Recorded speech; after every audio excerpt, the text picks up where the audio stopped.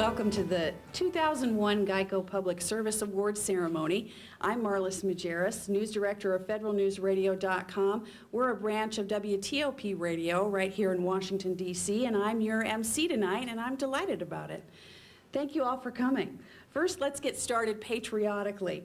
I'd like to introduce the Voices Supreme, the second generation. They're accompanied by Geico associate Virgil Crawford. Guys, come on up. And folks, let's please stand for the presentation of the colors by the Joint Services Honor Guard, and remain standing, please, for the singing of our national anthem.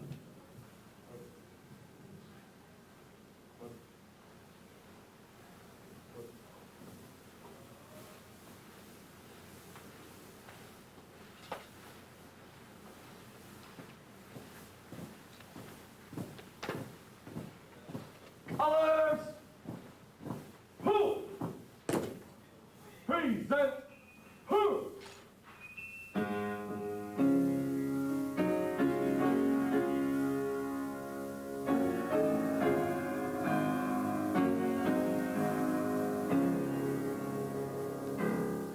Oh, say, can you see by the dawn's early light what so proudly we hailed, Bethle's twilight's last gleaming, whose broad stripes and bright stars through the perilous climb, for the ramparts we watched were so gathered this evening, and the rocket's red glare, the bombs bursting in air, gave through to the night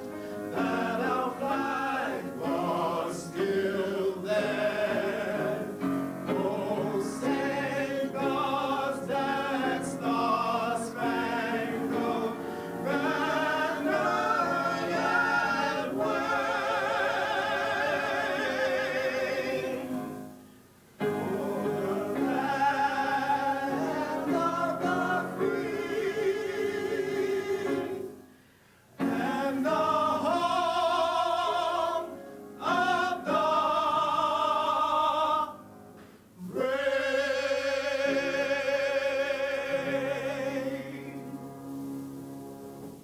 Port, who?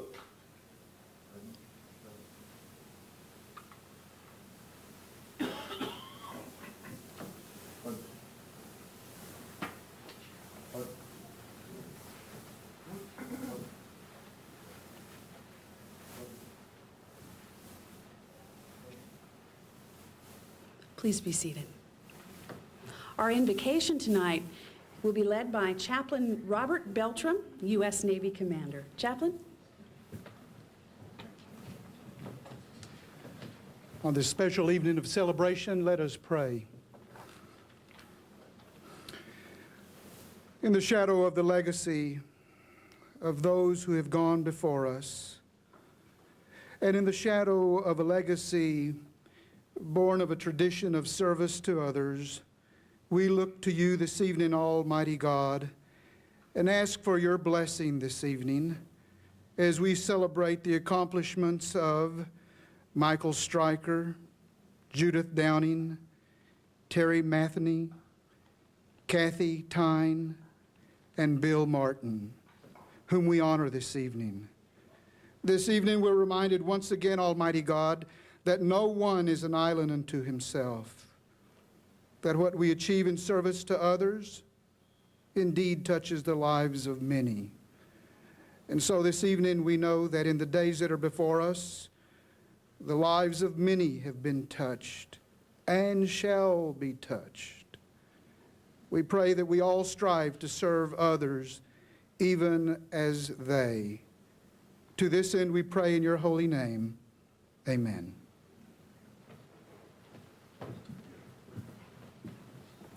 Well, we're lucky that we once again get to hear the wonderful voices of the Voices Supreme, the second generation, with a medley of songs honoring America. Gentlemen?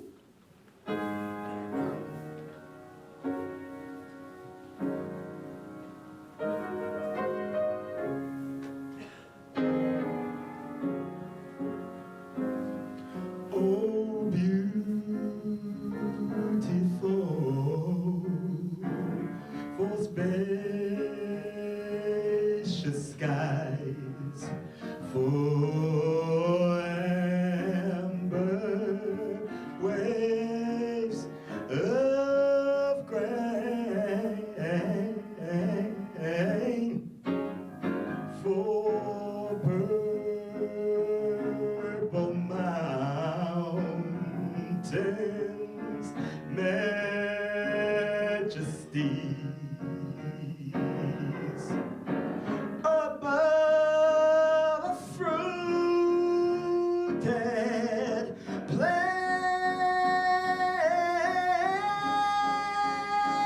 America, America, America,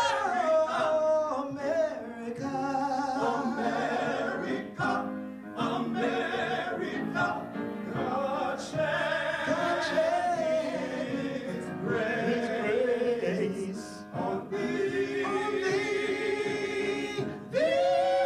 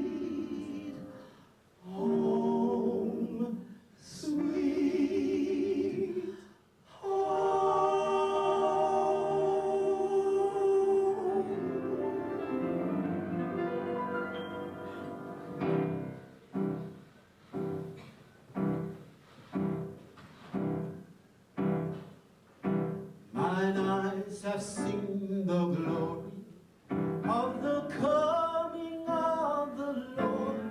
He is trampling out the vintage where the grape of wrath are stored. He has used his faithful light of his terrible swift sword.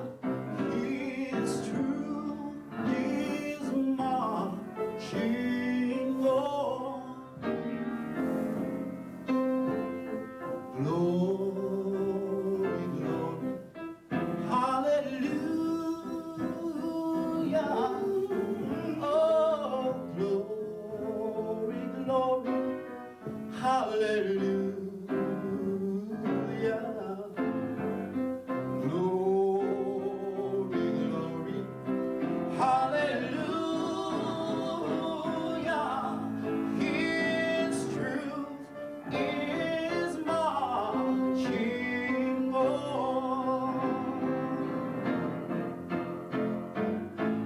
Glory, glory, hallelujah, hallelujah. Glory, glory, hallelujah. Hallelujah. Glory, glory, hallelujah. Hallelujah. His truth is marching on. His truth is marching on. His truth, his truth is marching.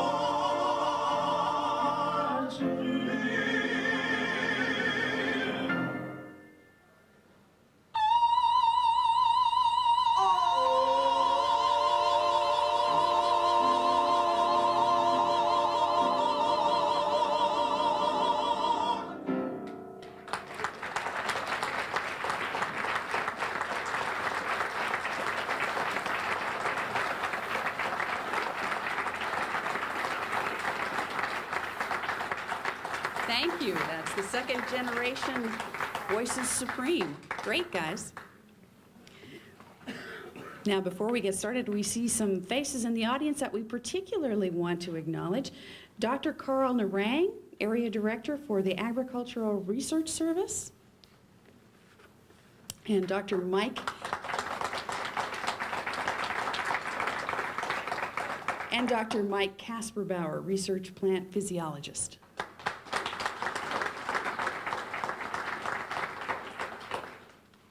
This annual award ceremony is a testament to federal employees everywhere and their contributions to America, whether you're here in the nation's capital, the country's heartland, or on one of the coasts. Your dedication and tireless efforts on behalf of your fellow citizens are unmatched, especially the commitment to service from these particular folks here, the honorees for the 2001 Geico Public Service Awards. This year's unique in that 3 of our 5 winners work for the U.S. Department of Agriculture. That's a first in the program's 22-year history. Must be something in the water there. Think we could get it everywhere else? Well, now let's get to the real heart and soul of this program, introducing these fine folks. The winner of the award for Substance Abuse Prevention and Treatment is Michael J. Stryker. Michael is a special agent with the U.S. Drug Enforcement Administration from Metairie, Louisiana. Winning for Fire Safety and Accident Prevention is Judith Downing. Judith? Judith is a forester with the U.S. Forest Service and the Bureau of Land Management from Lakewood, Colorado. The award winner for Physical Rehabilitation is Terry Matheny. Terry? Terry's a support soil scientist at the Department of Ag's Coastal Plains Soil, Water, and Plant Research Center from Florence, South Carolina. We're all over the place, aren't we, folks? Winning in the category of Traffic Safety and Accident Prevention is Kathy Tyne. Kathy? Kathy's a computer assistant with the Department of Ag's Forest Service, Mount Baker Ranger District from Cedro Woolley, Washington State. And finally, in the retiree category, chosen for his work in the field of fire prevention and safety, is William Bill Martin. Retired from the U.S. Postal Service after a 30-year career in Texas, California, the District, and Maryland. We'll hear all about these honorees shortly, but right now, let's give them a round of applause.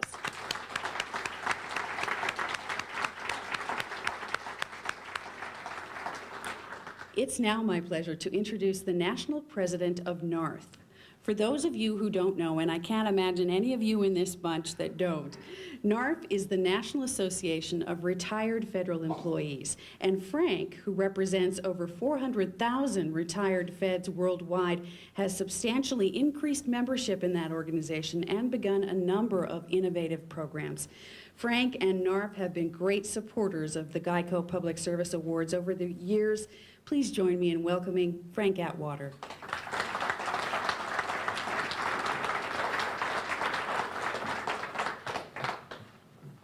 Thank you, Marlis. You probably don't know that Tony nicely invited me here tonight to sing. But I said, after that group, I'm not going to sing and take anything away from you guys. It was really great.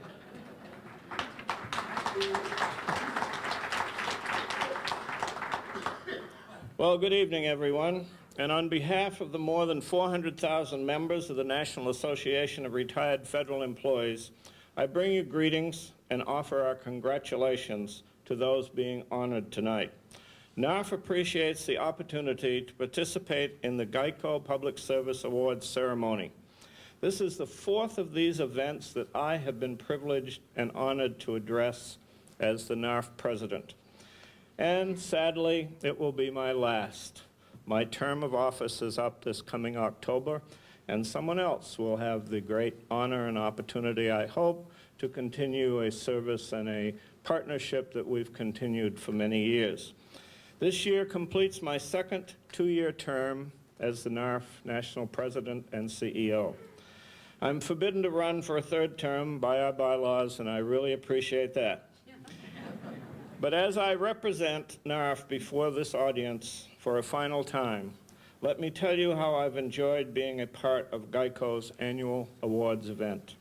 As part of the NARF leadership for the past 8 years, 4 as the National Treasurer and 4 as National President, I have enjoyed our close relationship with Geico.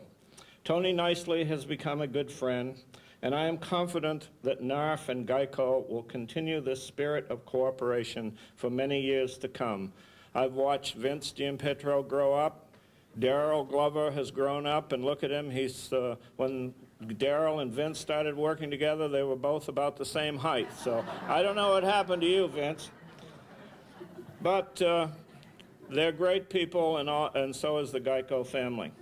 So we gather here tonight to honor 5 people for their service to others. Service is something Geico has come to represent over 60 years. The fact that we are here tonight indicates that Geico's commitment goes beyond the millions of customers they serve. NARF is proud that the people who are honored here tonight are not unlike the people who started our association over 80 years ago. 4 of tonight's honorees are active federal employees, and I have to warn you that I have people planted in the audience that will be after you to get you to join NARF tonight. 1, William Martin, is a retired federal worker. In fact, Mr. Martin is the 2nd vice president of his NARF chapter, 2065 in Louisa, Virginia. He typifies NARF members from all over the nation who spend hundreds of hours volunteering in their communities. There is no doubt that Bill Martin and others being honored here tonight are serving and have served America as public employees. But tonight we honor them not for that service, but for service above and beyond the call of duty. These are people who are involved in their communities, who try to create a better quality of life. As the 5 honorees are brought before you tonight, please listen carefully to the description of what they did to be selected for this prestigious award.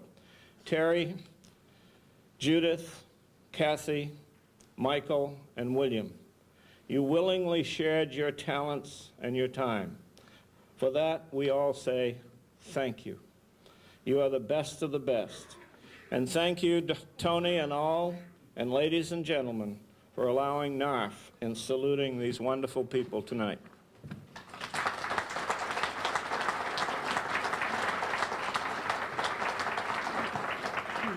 Please welcome Clarence Hardy.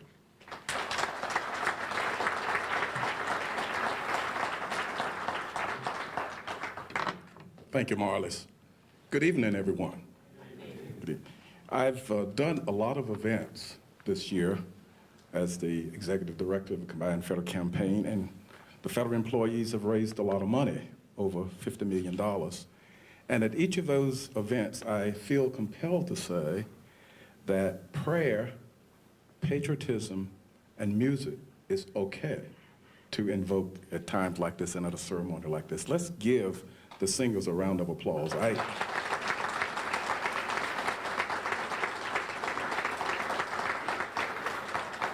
have heard a number of renditions of those patriotic songs this year, but none more stirring and more touching of the heart. So thank you, thank you. Thank you for inviting me, Mr. Glover and Mr. Nicely and others of the Geico Association, to be a part of this very special program. I'm very pleased to be here to help honor our distinguished recipients. As a matter of fact, I'm delighted to be here. This is my first time as part of this celebration, and I really hope that whether I make a good speech or not, I get to come back, because it's just great hanging out with such a great people. And I'm really glad to salute the winners and their families, because I understand that this is not just going alone. You bring the families with you when you do public service or serving humanity. And I want to say that there are two thoughts, and I think I've already heard them in the speakers that have come before me, but let me just say I want to share with you 2 points. One, regarding the connectedness of public service, volunteerism, and the desire to create a better life. That's point number one. Point number two is, and we all have memories of times that we've enjoyed and friendships and places that we've been, and memories have their place in our lives and in our hearts. But it is the future that's ours to keep. It is the future that's ours to keep. There's a long-standing American tradition of service and volunteerism for the good of the public. In Democracy in America, the Frenchman Alex de Tocqueville observed and wrote that America is great because America is good. It is a commentary on the strength of our democracy, our civic culture, and on the widespread nature of the generosity of our people. To the 2001 Geico Public Service Award winners, you have richly earned your places in the annals of great public servants. Your achievements help to document the American story. Thank you for all that you do to keep America free, safe, strong, prosperous, and secure. The call to public service is a high calling. In the 1961 inaugural address of JFK, he issued a challenge that many of us have heeded over the years of service. Ask not what you can do for your country. Ask not what your country can do for you, but ask what you can do for your country. JFK reminded us that there is even a higher calling than public service. And those of us who've spent so many of our years in public service, we know that public service is a high calling. But the calling to serve humanity is a higher calling. We have seen a new wave of solidarity and patriotism in the aftermath of the September 11 events. President Bush's Freedom Corps initiative builds on this moment of truth in the continuing development of our democracy. Today, we honor you, Bill, Kathy, Judy, and I forgot, and Micah, and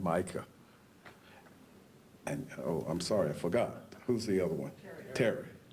Now, I had remembered that so well, and then I get here and I forget, but we really salute you for your service to humanity. Marlis mentioned, I have a granddaughter. A few days ago, on March 19th, the Hardy family very quietly celebrated the 4th anniversary of the birth of this newest member in our family. I can remember when I first held her. I still have that glow that surrounds me. If you don't believe it, just mention Lorraine Joel Mays Hardy, a nice hyphenated name. And I feel like I have gotten promoted when she says grandpa. So I feel that I've already touched the future. I touched the future with my 2 kids, and then now a granddaughter that we extend our bloodline into the future. Also on that same day, March 19th, I received copies of the write-ups, the justification for your awards. And I have to tell you, I was moved to know that you were given all that you're given to make your community and your country a better place. And then on that same day, as I do just about every time before I lay me down to sleep, I read something that connects me spiritually and purposefully and creatively to the joy of living. I read the Bible, as I do, and then I said my prayers, but I wasn't ready to go to sleep. And then I picked up the Futurist magazine. And I got caught on this article about Utopia Revisited. And the point in the article has to do with the new way of thinking about how we can work together and make our world a better place. There is this conventional notion that the private sector is concerned primarily with creating wealth, and that the public sector is concerned with control and equity issues, and leave it to the not-for-profit sector to dispense charity. Well, let me tell you, as I read in that article, and I agree with the premise of the article, those lines are blurred if they were ever clearly separated. And those of us who find ourselves having moved through each of those sectors, private sector, public sector, and not-for-profit sector, know that it depends on individuals like you, our award winners, that really brings home the importance of working hard to make our country and our communities a better place. So let me just say, going back to John F. Kennedy's famous address, it was a very brilliant speech where he talked about public service and the history being the final judge of the deeds as to whether or not you've done a good job, and with a clear conscience as your only sure reward, and yet we are giving you very nice honors and recognition now, but when it's all said and done, you have to feel in and of yourself that you've given it your best to make your community and your country a better place. And I know that you've done that from everything that I've read and everything that I've seen from spending the last couple of days with you. And yet, you've done it time and time again, and I believe that from here, you'll continue to go forth, to lead in your profession, in your communities, knowing that here on this earth, as President Kennedy said, God's work must truly be our own. I salute you, I congratulate you, thank you, and may God bless all of you.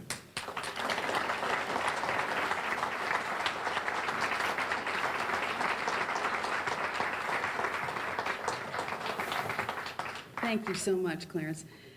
Now it gives me great pleasure to introduce Tony Nicely, President and CEO of Geico.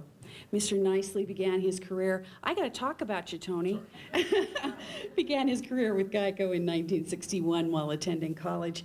After working his way up into management, he was promoted to assistant vice president in 1973. He kept on moving up, and until in 1993, he was named chairman of Government Employees Insurance Company and president and CEO of the insurance operations for Geico Corporation.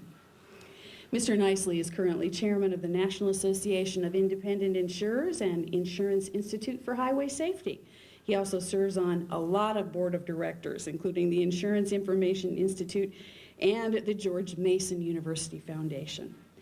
He's also a very nice guy. Please welcome Tony Nicely.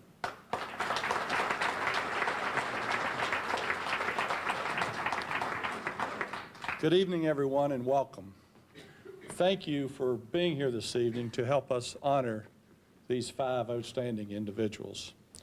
Marlis, thank you for being Master of Ceremonies, and Frank, Clarence, Chaplain Beltran, thank you for being here. Virgil and the second generation, thank you. Isn't this a great day?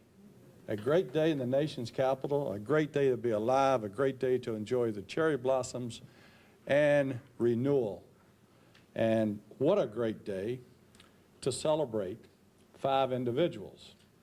And one of those individuals has an extra reason to remember this day in history, because today, Bill Martin had a granddaughter born. So let's congratulate Bill a little in advance.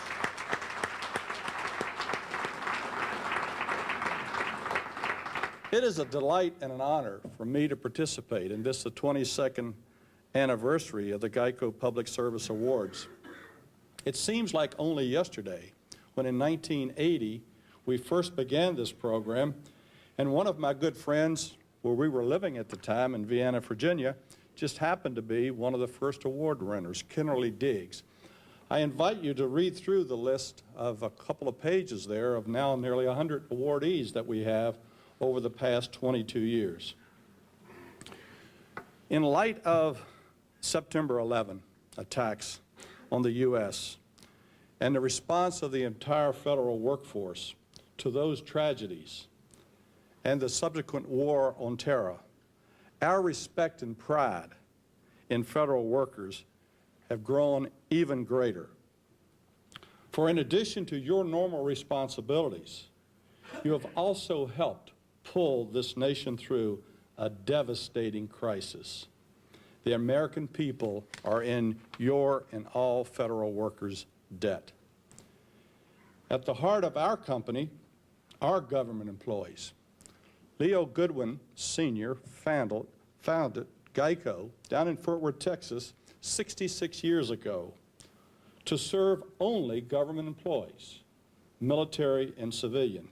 And even though we have been insuring all occupational groups now for 30 years, we have steadfastly and proudly maintained our special relationship with federal employees. We owe you so much. In other small ways, Geico tries to bring recognition and honor to federal employees throughout the year. For instance, Geico is pleased to be the sole corporate sponsor of the Federal Employees Education and Assistance Funds and the Emergency Assistance Program run by Steve Bauer, who is with us this evening. We are also pleased to partner with the Public Employees Roundtable to help promote esprit de corps and pride within the federal workforce. We support the combined federal campaigns, the National Association of Retired Federal Employees, the Federal Managers Association, and the Senior Executive Association, all of whom do great work. Safety is at the heart of all we do at Geico, and we are especially pleased to have donated over 9,500 child safety seats to federal child care centers around our nation.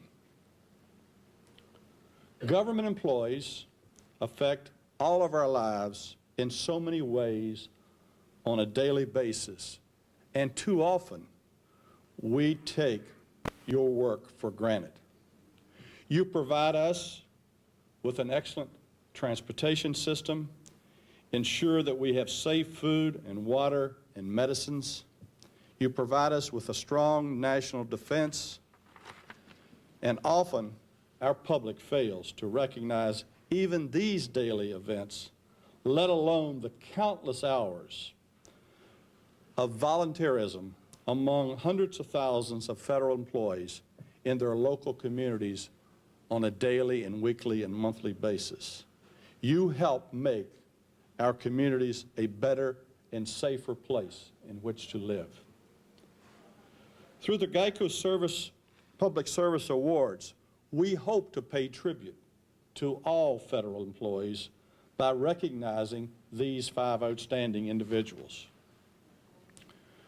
We honor these individuals for their integrity, their dedication, their exemplary service that they have shown in improving the quality of life throughout our country. Today's honorees represent the best of the best among federal employees. By day, they serve not only their employer, which in fact are we the people, but they also continue to give of themselves in the evenings and on the weekends, and their work addresses some of the most pressing problems in our society. Those are substance abuse prevention and treatment, fire prevention and safety, physical rehabilitation, and traffic safety and accident prevention.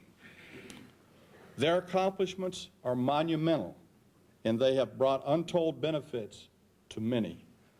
We are proud of all federal employees, and we are especially proud of these 5 outstanding individuals.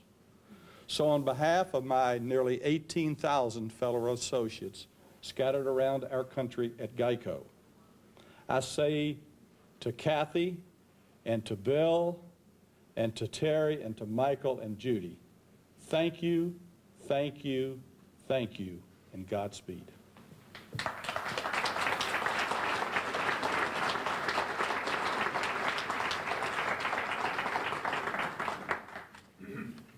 Thank you so much, Mr. Nicely. It is indeed an honor for us to recognize tonight's winners. As the baseball great Yogi Berra said, thank you for making this day necessary. It's time to get to the heart and soul of our program. Let's meet these folks up close and personal. Now, these are long bios, but I want you folks to really listen to what these people have done, because it is truly remarkable. First of all, Michael J. Stryker. Mr. Stryker is the winner of the award for substance abuse prevention and treatment. He's a special agent with the U.S. Drug Enforcement Administration from Metairie, Louisiana. Mr. Stryker joined the Bureau of Narcotics and Dangerous Drugs, the agency before the DEA, the Drug Enforcement Administration, in 1971. He served in various enforcement areas in Chicago until 1987, when he was selected for the position of DEA Demand Reduction Coordinator. That's for the Chicago division. In 1991, he transferred to the same position in New Orleans, where he continues to work today. Mr. Stryker is especially good at getting the attention of young people, and I wish he'd share his secret. He's the DEA's only demand reduction coordinator in the 4 states the New Orleans office covers: Louisiana, Arkansas, Mississippi, and Alabama. But he hardly limits himself to those boundaries made by geography. He's made presentations in schools in 10 states over the past 13 years, in inner cities and rural areas. And in 1997, he accepted an invitation from the U.S. State Department and participated in a drug education and prevention program in Brazil. This guy gets around. Mr. Stryker initiated a mentoring program at the New Orleans DEA office 3 years ago, and he and many special agents now mentor underprivileged youth in area schools. In fact, the 17-year-old boy that Mr. Stryker mentors, whose family cannot care for them, now lives with the Strykers.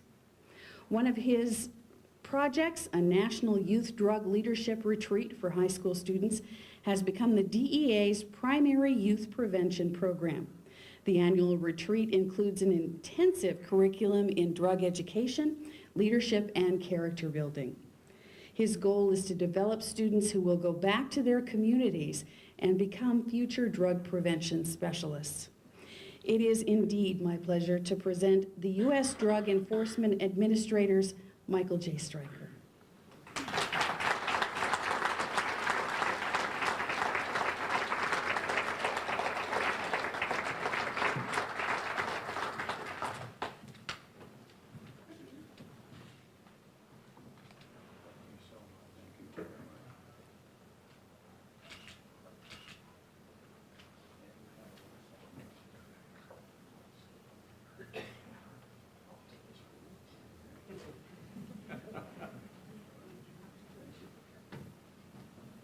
Congratulations, Michael. Thank you very much. Thank you, Tony. Thank all of you for coming tonight. It was a huge surprise for me when I found out a couple months ago that I received this award. As a matter of fact, I think I was put in 2 years ago and didn't win. And as I was looking through the program, I understood why I didn't win. Because the individual that won last year, Dr. Alan Leshner, the head of the National Institute on Drug Abuse, is world-renowned in what he does, and it's really an honor in following him as the recipient of this award. But I guess what really shocked me most is getting something for what I get paid to do anyway. I get paid to do my job, and I try to do it with passion and energy and commitment, but I really believe we all ought to do our jobs with passion and energy and commitment. I want to take a minute to, or a couple of seconds really, to also thank the other recipients and really congratulate them. And getting to know them a little bit in the last couple of days, I can certainly see why they have been selected. I also want to thank my daughter and my son-in-law and my wife for coming. They've been a tremendous amount of support. And I really want to thank Daryl and Vince and Tony for the wonderful weekend and for this award. In my 31 and a half years with DEA, it's the nicest thing that anybody's done for me. And I really appreciate that. And thank you very much.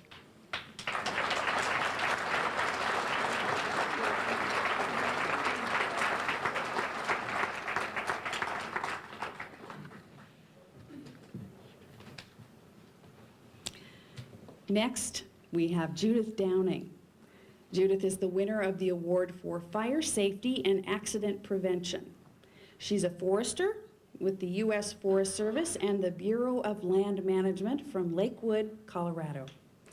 As a wildland-urban interface and fire education specialist, Ms. Downing specializes in minimizing the risks of fire in areas where homes and businesses intermingle. Downing served as team leader for the first National Fire Prevention Education Team and continues to play a significant role in the development, training, and use of those teams. She developed an interagency partnership with the American Red Cross through which Red Cross volunteers are trained to provide community wildfire preparedness and hazard mitigation education in the wildland-urban interface. This wildland-urban interface, I asked Judy about that, and that's just when the city and the fire, things that could catch on fire come together, right? Yeah, I got you. The Red Cross organizes community meetings, demonstrations, and other educational activities to introduce fire-wise practices to the neighborhoods. Volunteers go from house to house and help interested owners and their neighbors assess the fire threats and plan appropriate prevention actions. Mrs. Downing launched this partnership in the year 2000 after learning that U.S. Forest Service officials were looking for ways to enlist Red Cross volunteers in firefighting efforts. She successfully applied for funding to support a pilot project in Colorado, which has produced excellent results. Working with local fire departments, she's organized community meetings to teach residents about fire and how vegetation management can reduce the threat and improve forest health. She's since expanded her efforts, bringing the same training to the Student Conservation Association in Idaho and other western states. Her efforts have reduced the need to employ fire prevention personnel in the agencies and provided a model for other interagency non-governmental organization partnerships to enhance wildfire safety and fire prevention. Please join me in congratulating the U.S. Forest Service's Judith Downing.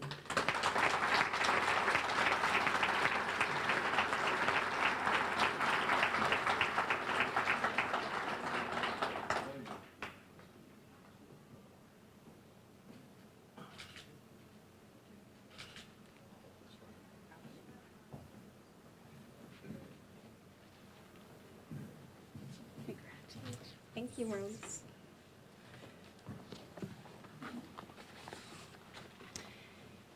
Good evening, ladies and gentlemen. It's very nice to be here this evening. I have to say that I am deeply honored to be receiving this award and this recognition of my work. I'm very appreciative of it, and I want to express a special appreciation to all of the employees at Geico for recognizing the hard work and dedication of federal employees at all levels of the government. I too, along with Mike, have been very impressed by our other fellow award winners this weekend and the many contributions that they are making both in their jobs and outside their jobs in their communities. And it's been a real joy for me to get to know them this past weekend. And we've been building a nice little team together. So I know who to call for some fire prevention efforts. I would like to say a special thank you to the Colorado State Office of the Bureau of Land Management for nominating me for this award. I also want to say a thank you to the United States Forest Service and BLM, Bureau of Land Management, Fire and Aviation staff in the Washington, D.C. office, those two different offices, and also the offices in Boise, Idaho, and the Rocky Mountain region for all of the support and encouragement that they've provided throughout the last couple years. I also want to give a thank you to Jim Hubbard. Jim Hubbard is the Colorado State Forester for the Colorado State Forest Service. He supported doing a pilot partnership this last year with the American Red Cross. I would like to thank the American Red Cross for their outstanding support in this pilot project. And let's give a special thank you to Bob and Merle Glenn, who are both retired U.S. Forest Service employees, federal employees, who have been working as volunteers for the American Red Cross. And Bob and Merle have given selflessly of their time and their energy since they retired to working on projects in their community to help do fire prevention and teach people about fire. I really do believe that volunteers are essential to fire prevention and fire education. In every corner of the United States, people have built their homes among highly flammable forests and brush. This is called the wildland-urban interface, and that was the term that Marlise brought up to you. It's where the urban areas interface with the wildlands. When the wildlands burn, homes often burn and people sometimes die, or firefighters. The trauma that people experience from these fires frequently disrupts community, social, and economic relationships, sometimes for as long as 2 years after a wildfire.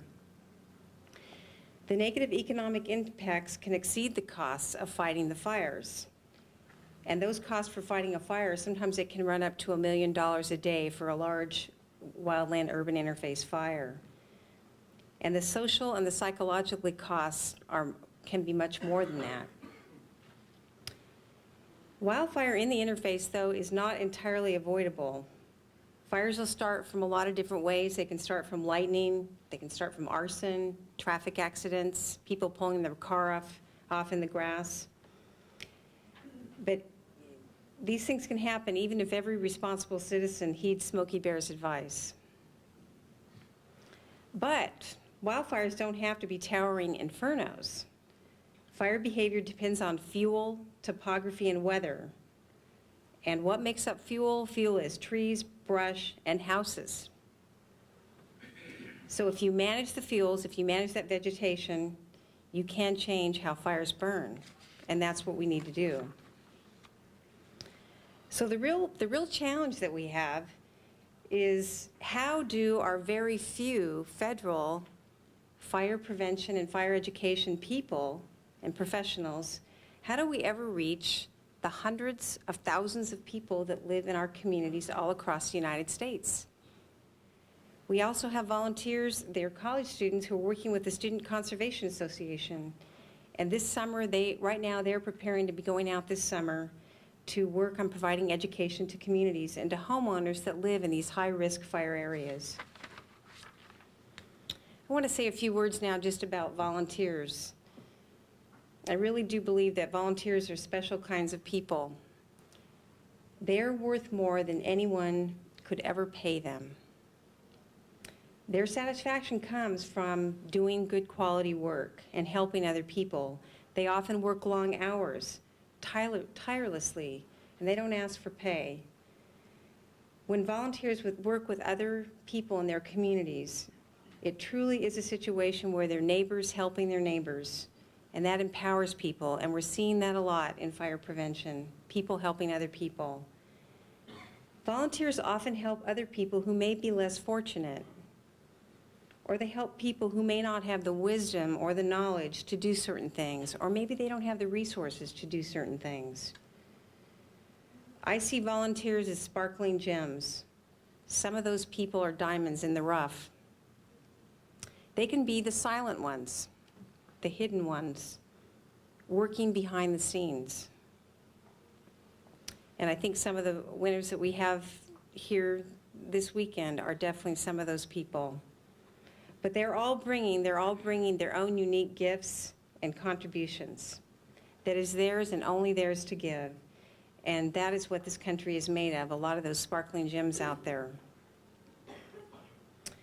To be effective in government, I do believe that we need to not only cooperate with other government agencies, that's a big task in itself, to coordinate with other agencies and other levels of government, but we also need to call on the talents of the volunteers. Partnerships with volunteer organizations, such as the American Red Cross, will make it possible for people to learn how to live safely with wildfire. Thank you.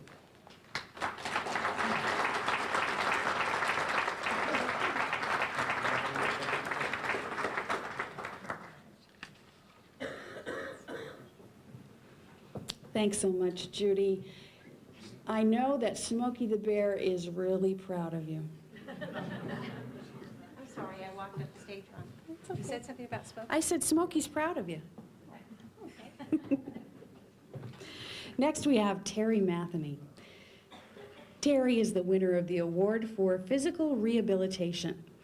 He's a support soil scientist at the U.S. Department of Agriculture's Coastal Plains Soil, Water, and Plant Research Center in Florence, South Carolina. In his 23-year career with the Research Center, Matheny's received 6 USDA certificates of merit for outstanding performance. He's also served as, among other things, the center's safety officer, president, treasurer of its Employees Association. It's his off-duty volunteer work helping with the physical rehabilitation of physically or mentally challenged individuals that really sets him apart. A congenital birth defect, which required several surgeries and years of physical rehab, gave Matheny a strong desire to help others, facing challenges like he did. In 1983, he became a member of the local Civitan Club and Civitan International. That's an all-volunteer organization that focuses on service to the physically or mentally challenged. He's been actively involved in numerous projects ever since. He's been a coordinator, helper in the Florence, Darlington, Dillon County area Special Olympic Games and the South Carolina State Special Olympic Games. He helps to supervise sporting events, coordinate award ceremonies, provide entertainment between events, He even serves lunch for hundreds of Special Olympians and volunteers. Matheny's also an active fundraiser for Special Olympics and other causes. He's helped raise money to purchase equipment designed to help individuals in his school district's special needs classes and for an autistic children's summer camp where the kids get to participate in athletic events. Mr. Matheny served Civitan in many roles, including as president of the Florence Club for 2 years, as a member of the State Board of Directors for 7 years, and as South Carolina Civitan Governor and chair of the membership committee. His dedication to helping the physically and mentally challenged earned him recognition as Civitan International Foundation Fellow in 1998. Ladies and gentlemen, the U.S. Department of Agriculture's Terry Matheny. Terry.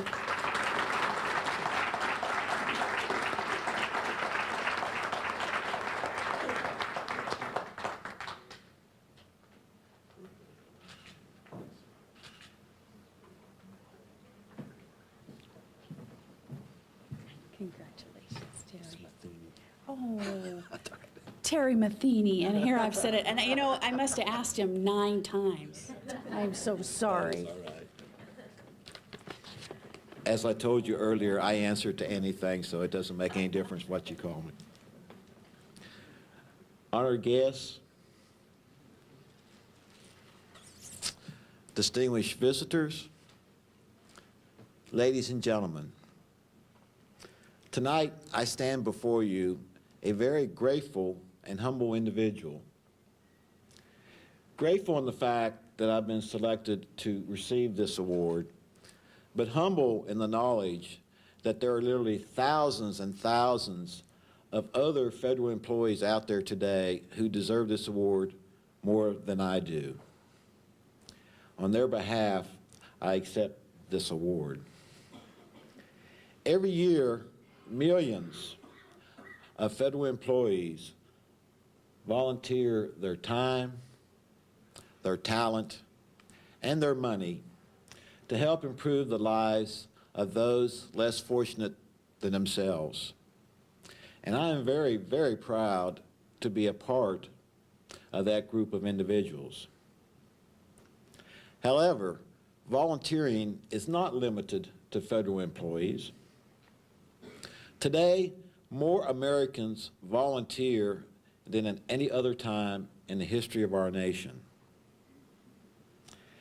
And they volunteer without any consideration for a reward, for they know that giving is its own reward. If you've ever helped a blind person read, a crippled child walk, coached a Little League baseball team, collected money for the American Cancer Society, or participated in any of the thousands of volunteer efforts that are going on every day in our country, then you know that your reward is the knowledge that you have made your country and your world a better place for all to live. The emotional satisfaction that an individual receives from volunteering is more valuable than any reward that we could receive. I want to take this opportunity to thank some very important individuals and organizations. First, I want to thank Geico. Daryl told me to say that. Not only for this award, but also for the outstanding program that they have of recognizing the public service that federal employees do each year for our country. I want to thank the U.S. Department of Agriculture and the Agricultural Research Service, first of all, for my job, but secondly, and more importantly, for the flexibility to do the things that I love to do, and that is volunteering to helping others. I also want to thank Civitan International and All Volunteer Community Service Organization for they have given me an organized avenue by which I can channel my volunteer efforts. Individually, I want to thank Daryl Glover, Tony, and all the personnel of Geico for taking such good care of us this weekend. They have really treated us like kings and queens. They have treated us so well that I've ate so much that I can hardly put my suit on tonight. I want to thank Dr. Patrick Hunt, who is my supervisor, for his encouragement, outstanding, and support for all my volunteer efforts throughout the year. I want to thank Dr. Michael Kasserbayer for nominating me for this award, and also for serving as a mentor for me for many, many years. Lastly, but certainly most importantly to me, I want to thank my lovely wife, Sharon, for her support, understanding, and love. As all volunteers know, that you cannot be successful without the support and understanding of your spouse and your family. Without them, we cannot do what we do. To one and all, I thank you, and God bless you.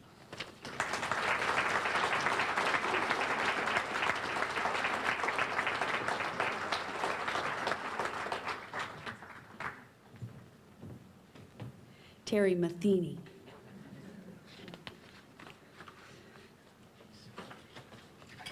Kathy Tyne. I got that one right. Kathy's the winner of the award for traffic safety and accident prevention. She's a computer assistant with the USDA Forest Service, Mount Baker Ranger District from Cedro-Woolley, Washington. Kathy began her career at the Mount Baker Snoqualmie National Forest in 1978. She's recently become the phone systems manager and received awards for extra effort and superior performance 7 of the past 8 years. Tyne got involved with the Skagit County chapter of Mothers Against Drunk Driving in 1993. She served as the chapter chair, vice chair, and treasurer. In cooperation with the Washington State Patrol, local fire departments, and other organizations, Kathy organizes mock crashes, mad stages them at county high schools using 2 cars and student victims to depict an alcohol-related accident scene.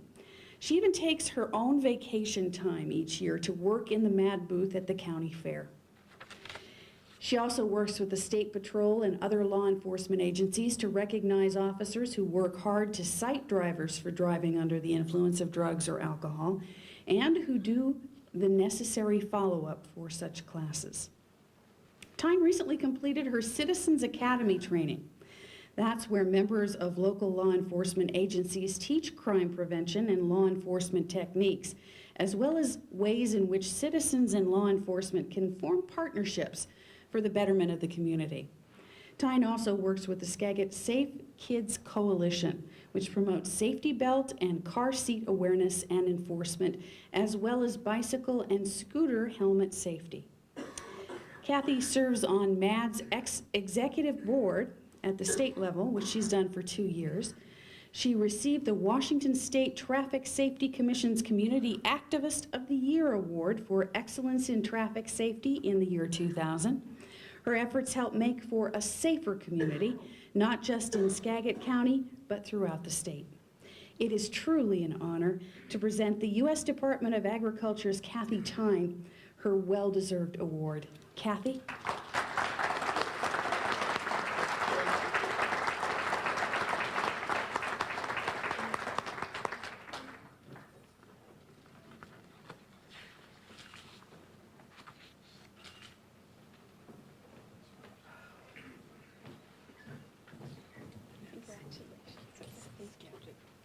Oh, see, I said that wrong too.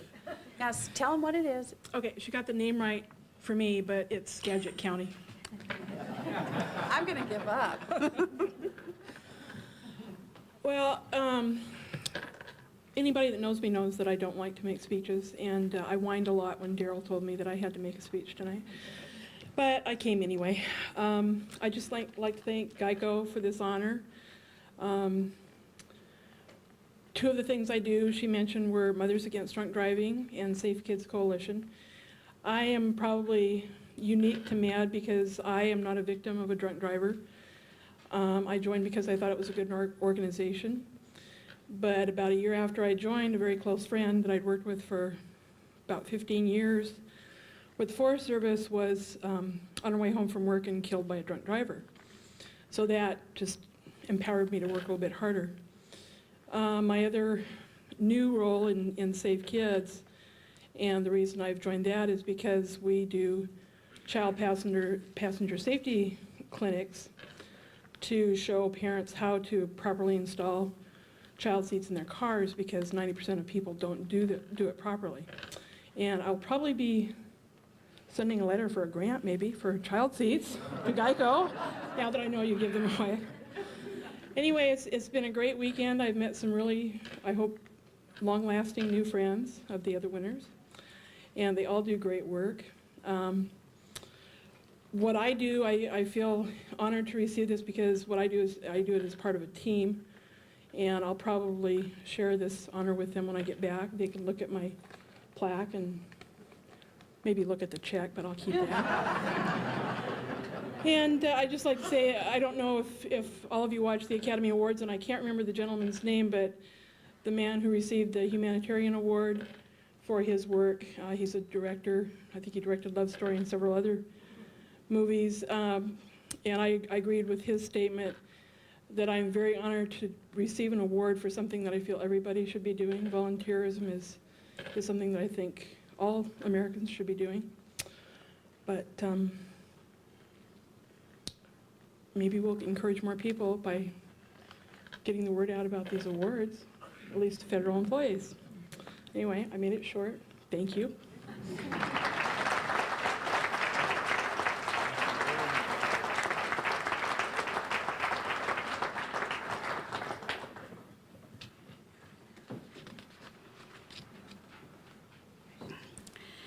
And there's one more.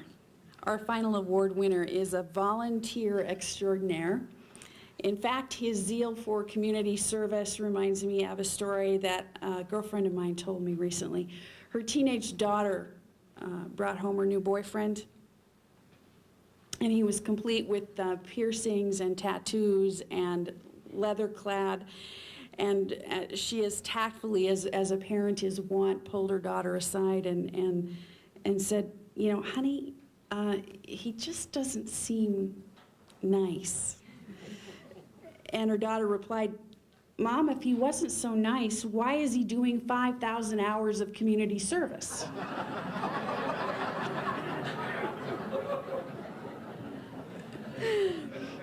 Now, this is not to say that Bill Martin has the same motivation.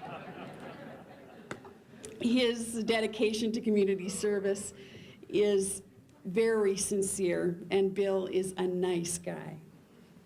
Bill Martin is the winner in the retiree category, chosen for his work in the field of fire prevention and safety. Mr. Martin is retired from the U.S. Postal Service after a 30-year career in Texas, California, the District of Columbia, and Maryland. All things I can say. Since his retirement in 1992, Bill has served the citizens of Louisa County, Virginia, and the surrounding communities as a volunteer. He's a charter member and served as the first executive director of the Volunteers of Louisa, whose mission is to help facilitate, promote, and recognize volunteerism in the community. Mr. Martin's also served as an unpaid county consultant and assisted in the administrative functions of Louisa County. Among his most significant volunteer contributions, his work to improve emergency rescue capabilities in Louisa County. He's president and charter member of the Lake Anna Volunteer Rescue Squad. It was established in 1998. And under his leadership, the squad has grown to 3 ambulances and provides the only water rescue operation on that 13,000-acre lake. Martin spearheaded a fund drive that raised $250,000 to build the squad a facility for personnel and equipment. In a county where, until just recently, all fire and rescue operations were conducted by volunteers, Martin's efforts to establish and support the Lake Anna Volunteer Rescue Squad have played a vital role in saving lives and reducing long-term consequences of sickness and injury. In addition to guiding the organization as a whole, leading the building fund drive, and overseeing construction, Martin's a certified emergency vehicle operator himself and regularly drives one of the squad's ambulances. Thanks to him, Lake Anna and Louisa County are better, safer places to live. Please join me in recognizing Bill Martin.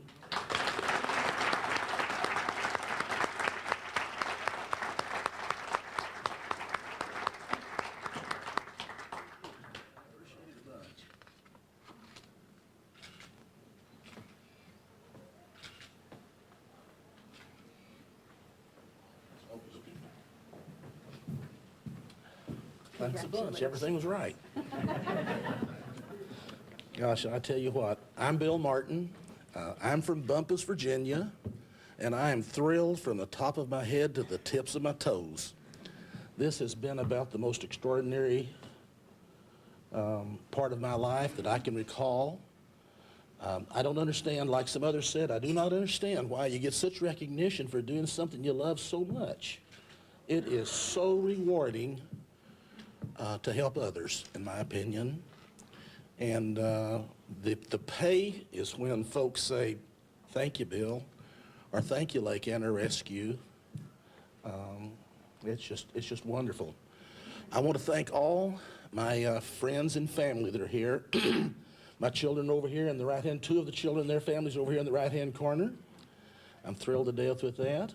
I have my friends from North here, the officers from the Virginia Federation of Chapters. I'm just thrilled to death that they're here. I have friends in Frank here, and I'm just thrilled to death with that. I'm thrilled, I tell you for sure. I tell you for sure. And I have special friends from Louisa and Spotsylvania County here. I appreciate y'all coming. I have my sister from Bridgewater, New Jersey, drove in today. My wife's brother from Denville drove in Friday and has been with us the whole time, enjoying this exercise with Geico. This suit fit me real good. I can't button this thing, Tony. The food has been so much. Oh, golly. Volunteerism is fun, folks. And it's been an extreme pleasure. I'm forgetting one good group of folks, and a lot of these visitors here with me are members of Lake Anna Rescues. The treasurer of Lake Anna Rescues back over in the corner, my fine friend Dan, my wonderful friend Dennis, my fine friends Jerry and Marilyn here are Lake Anna Rescue folks, my fine friends Bill and Jean. Bill is a driver also there with Lake Anna Rescue.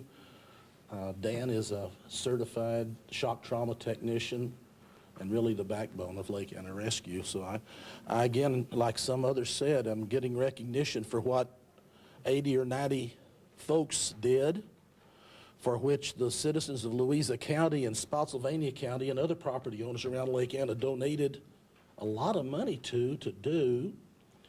And the community supports us much more than I would have ever envisioned. We're so blessed.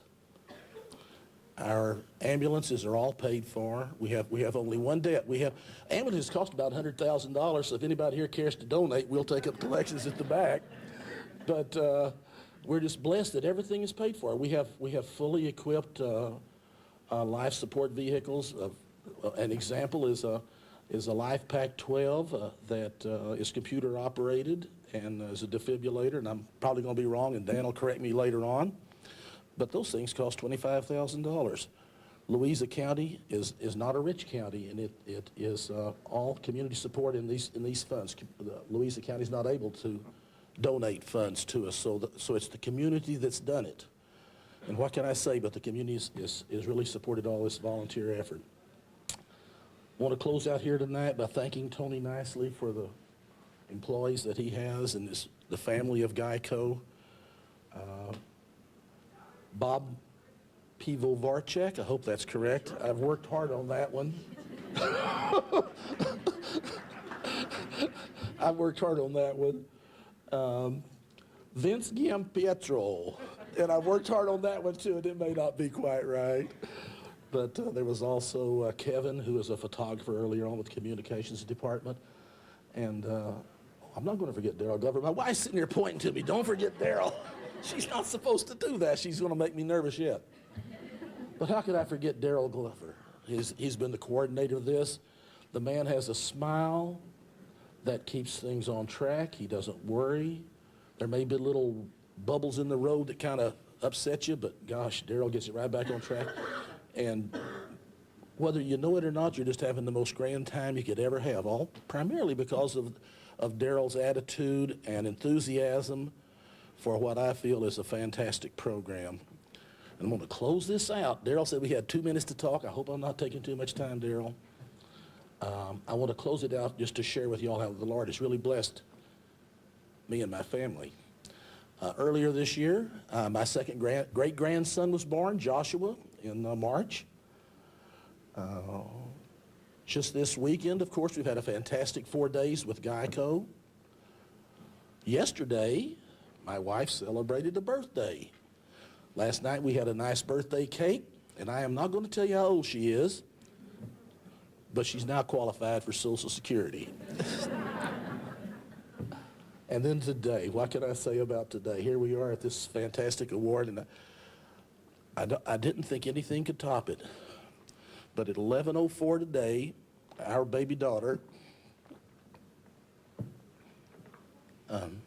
gave birth to a 7-pound, 5-ounce girl.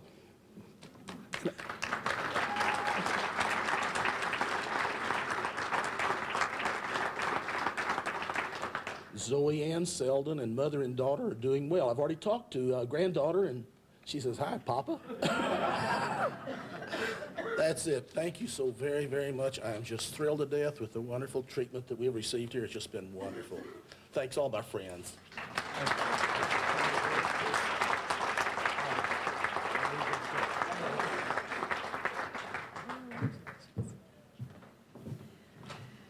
Well, before we close out, we do want to take note of just a couple other folks in the audience.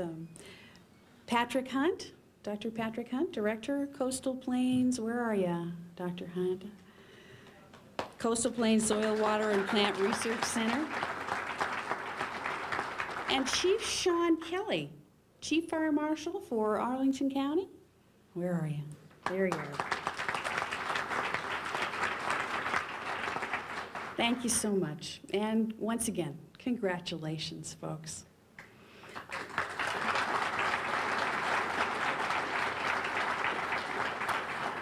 These folks represent the very best in government. They display leadership, they inspire others, and they really help America grow strong.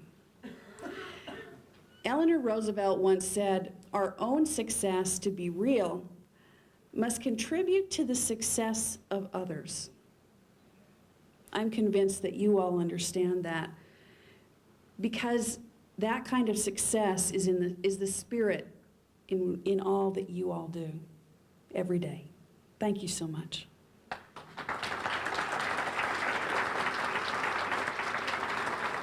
And thank you all for helping us celebrate this very special occasion, and please join us now for refreshments. Good night. Before you close it out, we had 2 special awards that we wanted to give this evening. First is to Frank Atwater. Frank mentioned his long relationship with Geico, and for the last 4 years, Frank has assisted us with this program, and he mentioned the partnership that Geico has had for NARF for many decades. And we appreciate you, Frank, and we appreciate NARF, and we wish you much happiness, good health, and thank you. We will always be indebted to you. Thank you so very much. Yeah, that's good.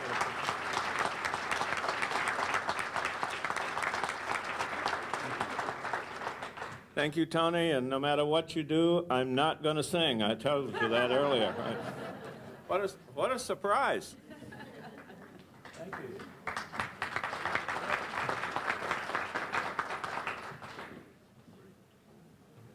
The other award I want to make this evening is to Clarence Hardy. Clarence, you heard speak and just did a marvelous job. He's been a real supporter of Geico. And Clarence, thank you so much.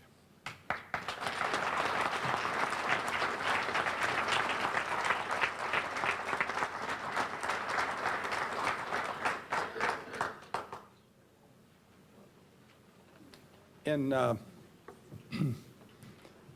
the name of Margus and our speaker, we will be making monetary donations to their favorite charities as our other presentations. I want to close by saying our thanks to all of you again for joining us to help honor these 5 wonderful individuals. We hope now that you will come and meet them personally, chat with them, and have some good food and drink. Thank you and good evening.